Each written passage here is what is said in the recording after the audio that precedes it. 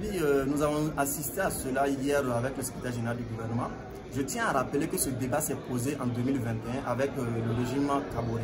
Et à l'époque, nous avons dit que si nous voulons lutter contre le fait que chaque ministre négocie son salaire, si nous voulons lutter contre certaines formes de corruption, de missions farfelues dans les ministères, ce décret qui date de 2008, nous devons relire ce décret-là afin de permettre aux ministres d'avoir un salaire qui leur permette de vivre assez décemment.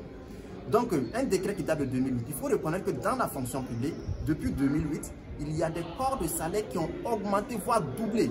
On peut citer par exemple le corps des médecins, le corps des enseignants-chercheurs, le corps des magistrats. Nous avons vu tous ces corps-là qui ont augmenté de salaire. Et quand nous disions justice et équité, c'est pour tout le monde. Et si nous voulons lutter contre la corruption, les détournements et les missions farfelues dans les ministères, nous devons pouvoir relire ça et permettre aux ministres de toucher substantiellement afin de pouvoir mener à bien leur mission.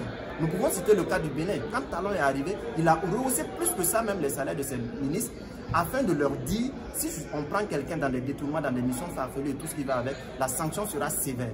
Donc pour pouvoir lutter contre ça, je pense qu'il était temps de relire ce décret afin de lier tous les ministres sur les mêmes traitements, sur les mêmes bases de traitement.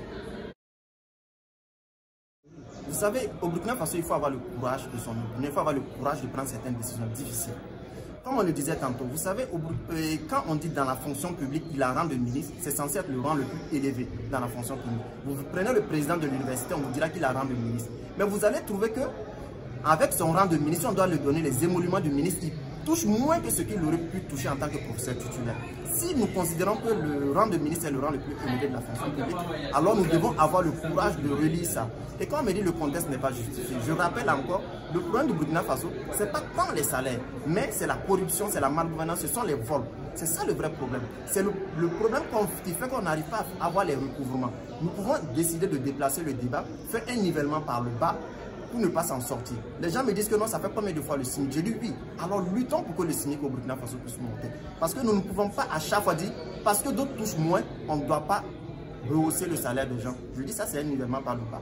Luttons pour que tout le monde puisse vivre décemment de son salaire. Et dans ce même sens-là, je me dis, il était temps vraiment que ce décret de 2008 là puisse être relu aujourd'hui, pour que tous les ministres soient alignés sur les mêmes bases salariales et qu'on n'ait pas cette impression qu'il y a des super ministres, il y a des moins ministres. Parce qu'il est inconcevable que dans un même gouvernement, certains touchent 8 millions et certains touchent 1,2 million.